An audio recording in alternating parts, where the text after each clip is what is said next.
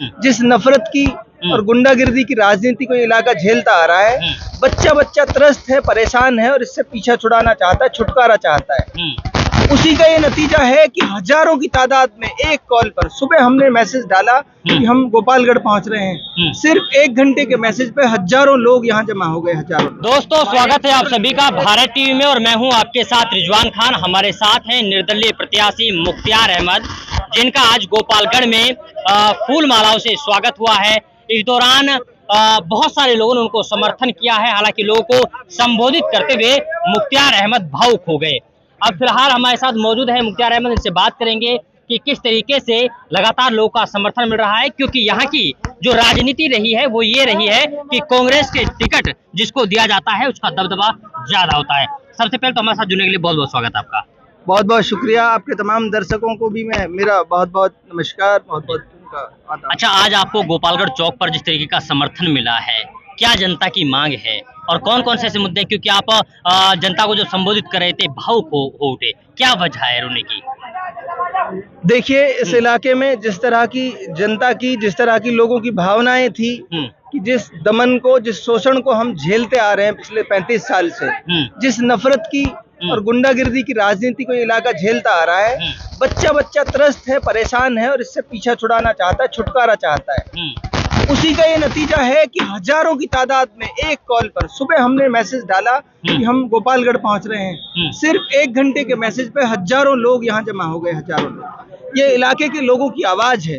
वो इस भ्रष्टाचार से, इस तानाशाही से और इस एक तरह से गुंडागिर्दी से निजात चाहते हैं, छुटकारा चाहते हैं। और उनको मुझमें उम्मीद दिखती है, उनको मुझमें भरोसा दिखता है कि ये नौजवान इस इलाके की लड़ाई लड़ सकता है, इस इलाके की आवाज बन सकता है। तो इसलिए ये बड़ी तादाद में लोग इकट्ठे होकर मेरा समर्थन कर रहे हैं, मुझे हौसला हिम्मत देने का काम कर रहे हैं। पूरे इलाके में बदलाव की, इंकलाब की बयार है पूरी तरह से। एक तरफा इलेक्शन रहने वाला है। नहीं, वो भी तो ये बोल रहे हैं कि गुंडा राज तो हम भी खत्म करना चाहते हैं। ठीक है, जो गलतियां हो गई उसके लिए माफी भी तो मांग रहे हैं। अब ऐसे में ये बताएं कि एक पार्टी के नाम पर एक बात बताइए, एक बार माफी दे दी, 2 बार दे दी, 35 साल से माफी दे रहे हैं, 35 साल से। तो बोलते हैं कि तो ऐसी जनता है जिनकी मैं अपनी हूँ, एक बार नहीं 100 बार भी माफ कर देगी। कोई बात नहीं है, मैं भी तो इनका अपना हूँ। मैं भी तो इनका अपना हूँ। फिर ये बताइए कि इनकी माफ उसको कर दिया, हाथ जोड़ के उससे कह दिया कि तू अपने घर बैठ जा, ये माफी तो है। कोई लाठी से थोड़ी मार रहे हैं, उसको घर बिठा दिया, घर बैठने के लिए कह दिया, माफ कर दिया, जाओ। अब हम अपने बेटे को कमान सौंप रहे हैं, अपने नौजवान को इस बार जिम्मेदारी सौंप रहे हैं, फिर क्या दिक्कत है? नहीं, वो तो बोल रहे हैं कि मुख्तियार की हार तो वहाँ हो गई, मुख्तियार की हार तो वहाँ हो गई जहाँ टिकट नहीं मिला। टिकट तो जनता का होता है। टिकट तो बीजेपी का मिला, एक को कांग्रेस का मिला, एक को, दोनों जीत जाएंगे क्या? जीतेगा तो वही जिसको जनता जिताएगी। जनता मुख्तियार के साथ है, टिकट जीतेगा। जनता तो मुख्तियार के साथ है, जनता मुख्तियार के साथ है। मुख्तियार जीतेगा, एक तरफा जीतेगा। कल नॉमिनेशन था, कांग्रेस और बीजेपी के कैंडिडेट की हिम्मत नहीं हुई नॉमिनेशन की रैली करने की। मुख्तियार के साथ नॉमिनेशन रैली में 20,000 लोग उमड़ आए, पूरा शहर, पूरा इलाका मुख्तियार के साथ नॉमिनेशन में उमड़ आया। अच्छा, मंच से आप लोगों को संबोधित कर रहे थे, आपने कहा कि मैं यहाँ से गुंडा राज खत्म कर दूंगा, लोगों को पढ़ाऊंगा, बच्चों को नौकरी दिलवाने का काम करूंगा। अब ये बताएं कि कौन सी पार्टी का दामन थामेंगे? अभी मैं इंडिपेंडेंट चुनाव लड़ रहा हूँ। मैं जनता की पार्टी है, ये जनता जनार्दन की जो पार्टी है, जनता का जो जनादेश रहेगा वो मेरे लिए आदेश रहेगा जनता का। जनता इंडिपेंडेंट चुनाव लड़ रहा हूँ, जनता के बल पर चुनाव लड़ रहा हूँ। और पार्टी का तो हो सकता है पार्टी के नाम पे चोर को भी वोट मिल जाए, पार्टी के नाम पे तो ऐसा हो सकता है जैसे हमारे ऊपर थोपा गया है इस इलाके के ऊपर, पार्टियों ने थोपे, कहीं से कोई कैंडिडेट ले आए, कहीं से कोई कैंडिडेट ले आए जिनको कोई जानता तक नहीं है। पार्टी के नाम पे तो हो सकता है उनको भी वोट मिल जाए। इंडिपेंडेंट आदमी को वोट जब मिलेंगे, जब जनता टूट कर चूर चूर होकर उसको चाहेगी दिल से और उसको सर पर बिठाएगी, तब वोट मिलेंगे। और जिस तरह का प्यार, जिस तरह का जन समर्थन, जिस तरह का उत्साह नौजवानों में है, वो इस बात को दर्शा रहा है कि इस बार मुख्तियार को विधानसभा भेजकर ही दम लेंगे। इस बार मुख्तियार को ये जिम्मेदारी देकर। जिस तरह से आपको गांव-गांव से समर्थन मिल रहा है, अपने आप को किस सतह पे देखते हैं? सतह तो मैं इसी सतह पे देखता हूँ खुद को। इस सतह से ऊपर उठने का मेरा ख्वाब भी नहीं है, इस सतह से ऊपर मैं उठना भी नहीं चाहता। मैं लोगों के बीच का व्यक्ति हूँ, लोगों के बीच हमेशा रहूंगा। सतह तो मेरी यही रहने वाली है।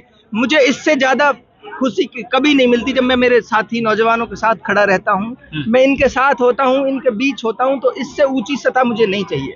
यहाँ के नौजवानों के लिए क्या आपका पैगाम है, क्या उम्मीदें लेके आए हैं आप? इस इलाके के नौजवानों से हाथ जोड़कर मेरी प्रार्थना विनती ये है कि ये लड़ाई यहाँ तक आ गई है, बस दहलीज पे खड़े हैं हम तब्दीली की, बदलाव की तरफ। तमाम डरों को, तमाम शंका सुभावों को निकाल कर इस बार इस लड़ाई को मजबूती से लड़ जाइए। ये आप नौजवानों की लड़ाई है, इस इलाके की लड़ाई है। इस बार अगर तब्दीली ले आए तो आप नौजवानों में से ही कोई विधायक बनेगा, कोई प्रधान बनेगा, कोई MP बनेगा, MLA बनेगा। अच्छा, आखिर में एक सवाल है, क्योंकि यहाँ के लोग कहते हैं कि इस तरीके की भीड़ तो तब तक साथ रहेगी जब तक वोट नहीं डाली जाएंगी, और जब वोट डालने का वक्त आएगा फिर वहीं सिंबल पे जाएंगे लोग। मैंने पहले भी कहा, मैंने अंजाम की कभी परवाह नहीं की। मैं अंजाम की सोच कर नहीं चलता, मैं चलता हूँ इस सोच पर। और ये तमाम नौजवान जो मेरे साथ खड़े हैं, हमारा एक ही एजेंडा है, जब हमसे हमारा रब जवानी का हिसाब मांगेगा, हम उससे ये कह देंगे कि हमने हर हाल में संघर्ष किया, हमने अपनी तरफ से कोशिश की। अंजाम क्या होगा इसका ऊपर वाला जानता है, अंजाम का हिसाब नहीं होगा, कोशिश का हिसाब होगा कि हमने कोशिश की थी या नहीं की थी। चलिए, बहुत बहुत शुक्रिया हमारे साथ जुड़ने के लिए। ये हैं मुख्तार अहमद, जो कि निर्दलीय प्रत्याशी हैं, दो बड़ी पार्टियों के बीच में चुनावी मैदान में उतरे हुए हैं, और लगातार इनका कारवां जो है वो बढ़ता जा रहा है। लेकिन सवाल ये है कि जब वक्त आएगा वोट डालने का, क्या ये कारवां उस वक्त भी बरकरार रहेगा या नहीं, ये वक्त बताएगा। वक्त के लिए आपको थोड़ा इंतजार करना पड़ेगा। तब तक के लिए आप बने रहिए सिर्फ और सिर्फ भारत टीवी के साथ। वीडियो जर्नलिस्ट मुस्तफीज के साथ मैं रिजवान खान, भारत टीवी मेवात, गोपालगढ़।